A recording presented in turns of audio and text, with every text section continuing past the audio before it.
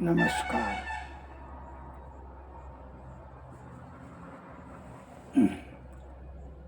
संत वाणी में आया है सब लोभस्य पापस्य कारणम। लोभ पाप का कारण है। अर्थात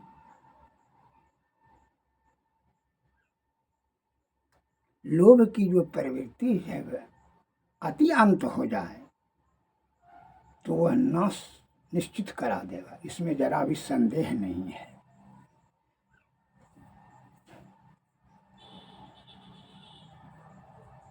अभी की जो चतुराई है, लोभ में आकृष्ट होकर करके वह किसी भी बुद्धि का प्रयोग करता है। मैं आपके समक्ष एक लघु कथा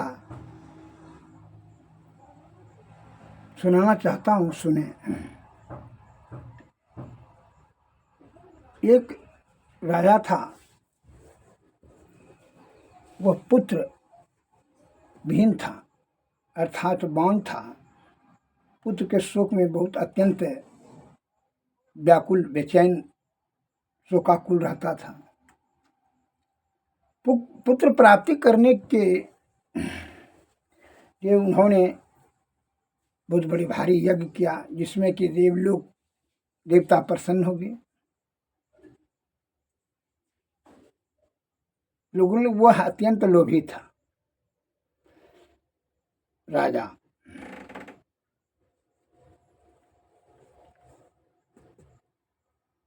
देवता जब प्रसन्न हो गए उनके यज्ञ आदि कर्म से, तो उन्होंने, देवता ने कहा मांगो वरदान।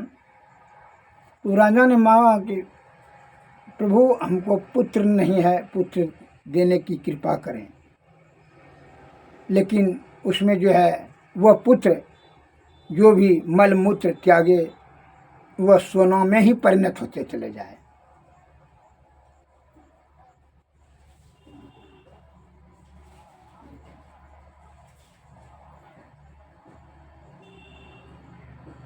देवगणों ने कुछ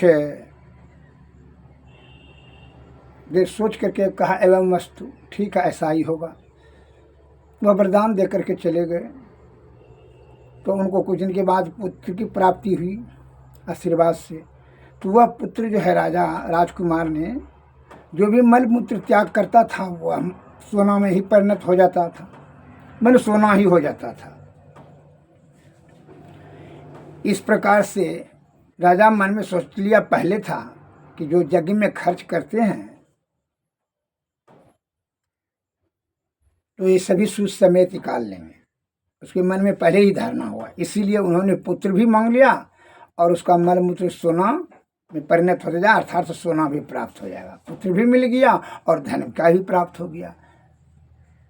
उसकी चतुराई बड़ा षड्यंत्रपूर्ण था, जैसे अभी के अभी बुद्धिजीवियों में है।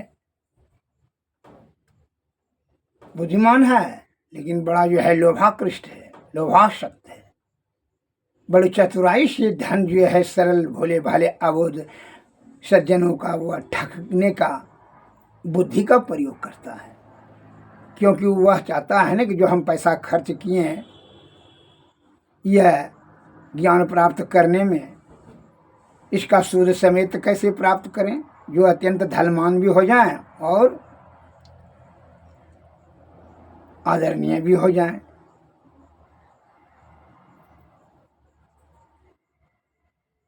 धनी व्यक्ति के गिनती में आ जाएं, जो कि सुखी संपन्न भी हो जाएं।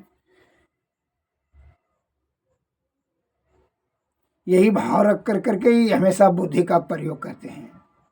इसलिए संत महात्मा बताते हैं कि चोर भी बहुत बुद्धिमान होता है। बुद्धिमान प्राप्त करने के लिए तो विद्यालय ही है, सामाजिक व्यवहार ही है, व्यवहारिक कार्य कर दिए तो बुद्धि होगा। लेकिन विवेकशील प्राणी बनने के लिए संत के शरण में जाना होगा। आत्मचिंतन, आत्म प्रगाढ़ अध्ययन, गुरु का मार्गदर्शन, यह परम आवश्यक है। और विवेकशील जो प्राणी हो जाती है उसमें छल कपट परपंच वह जो है दूर हो जाता है, सत्य का ही सहारा लेता है, सत्य ही भाषण करते हैं, सत्य का ही आधार मान करके कार्य करते हैं।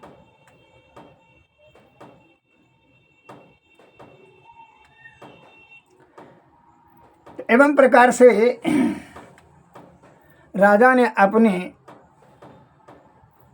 लोभासक्त होकर करके अपनी षड्यंत्र पूर्व बुद्धि से देवता से भी जो है चतुराई कर लिया, पुत्र भी मांग लिया और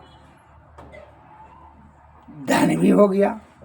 क्या उसका मल मूत्र जितना पुत्र ने करता था वह सोना में परिणत हो जाता, सोना होते जाता था। वह सोना का जो है ना बहुत बड़ा भंडारण कर लिया, जमा कर लिया, सोने का सिंहासन, सोने का कुर्सी, सोने का पाया, पिलर, मकान, दुकान सब हो गया।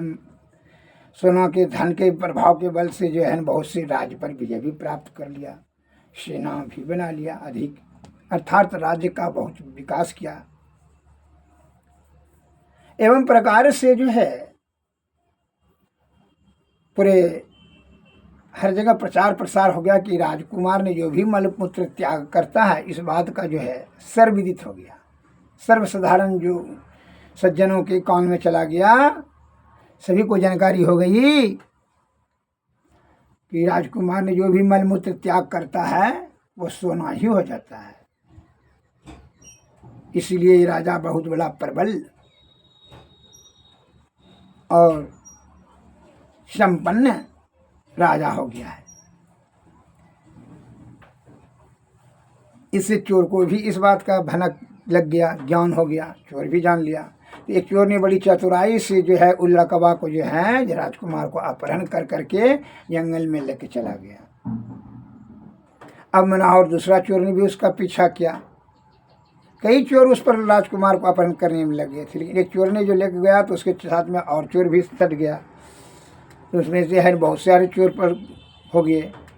अब वह जंगल में उसमें जो है सभी चोर में जो है इस बात का कलह उत्पन्न हो गया कि जो है सोना बांट लेंगे हम लोग, कैसे बांटेंगे, तो राजकुमार को काट दिया जाए तो अपने ही सोना सब निकाल लेंगे इसके पेट से। सभी चोर ने यह सलाह कर लिया कि नहीं हाँ ठीक है, ऐसे नहीं, ऐसा नहीं निकलेगा, तब लगना निकलेगा काहे नहीं, जब निकलता है तो ये इस प्रकार से राजकुमार का हत्या करके काट दिया। एक भी बूंद भी सोना नहीं निकला, कुछ नहीं सोना निकला। चोर सब तो चोर बदमाश सब तो बड़ा निराश हो गया, ये तो बड़ा अपराध हो गया। तब तक सीआईडी इसको खबर दिया, फलना चोर भी लग गया था वहाँ जंगल की ओर, उसका भी है लाश देख लिया। सिपाही ने पता लगा कर देखा कि भाई जो है इस तो राजकुमार का हत्या कर दिया है। और पुत्र शोक से, पुत्र का जब मृत्यु का समाचार सुना तो राजा तो पुत्र शोक से वह तो पागल कैसी मानसिक इसका विक्षिप्त हो गया, पागल कैसी अत्यंत दुख रूपी दलदल में पहाड़ दलदल में समा गया, दुख का पहाड़ टूट गया उनके मस्तिष्क में। तब हाय छाती पीट करके रोने लगा और मन में विचार करने लगा, अत्यंत लोभस्य पापस्य कारणम, अत्यंत लोभ यह जो नाश का हमारा कारण हो गया, इसलिए हमको लोभ कर करके, लोभाकृष्ट होकर के, लोभासक्त होकर के देवता से वरदान नहीं मांगना चाहिए, ऐसा भूल नहीं करना चाहिए। और से हमारे बुद्धिजीवी लोग अभी क्या करते हैं, धन प्राप्त करने के लिए वह षड्यंत्र करते हैं। भोले वाले सज्जन का गाढ़ी मेहनत का रुपया जो है खर्च कराने के लिए अनेक प्रकार का धोखाधड़ी और षड्यंत्र और उल्टा सीधा सलाह दे कर करके उसका धन ऐंठता है।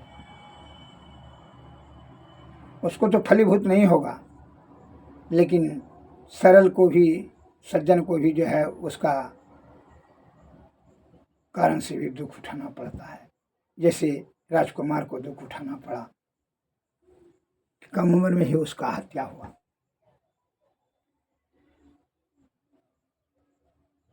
इस प्रकार मेरा कहने का भाव यह है कि जहाँ सेवा की भाव होगा, परमार्थ और निस्वार्थ भाव से जो सेवा की भाव किसके मन में, जो सदाचार सतोगुण में सद्व्यवहार, जिसके मस्तिष्क में छल कपट प्रपंच षड्यंत्र धन प्राप्त करने की जो कामना से रहित हो, क्यों इस बात का आत्मज्ञान होना चाहिए कि अत्यंत सर्वेत वर्जित, कोई भी चीज़ अच्छा नहीं होता है, अधिक वो हानिकर है। इसलिए नम्र निवेदन है बुद्धिमानों से कि सेवा का भाव रखें, लोभासक्त होकर के नहीं, कुछ उसमें दया का भाव, उपकार का भाव रखें और सेवा करें। इसी में लौकिक और अलौकिक दोनों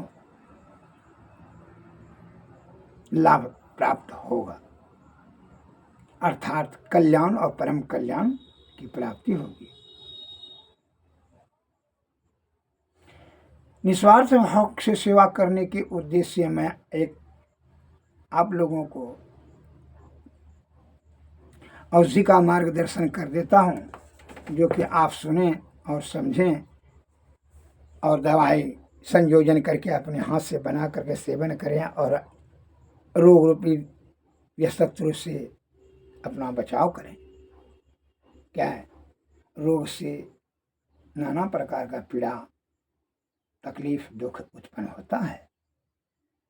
निरोग रहने के लिए ही आयुर्वेद का सेवन प्रमोदकृष्ट रसायन है। यह उत्तम बुद्धि की उत्तम विचार वालों ने खोज करके हमारे ऋषि मुनि महर्षियों आदि विद्वान वैद्य गणों का यह मेहनत का सुपरिणाम है। उन्होंने बड़ी आसीन कृपा कर करके यह शब्द को संयोजन किया और शास्त्र में ज्ञान को संकलित किया कि आने वाला पीढ़ी इससे लाभ ले।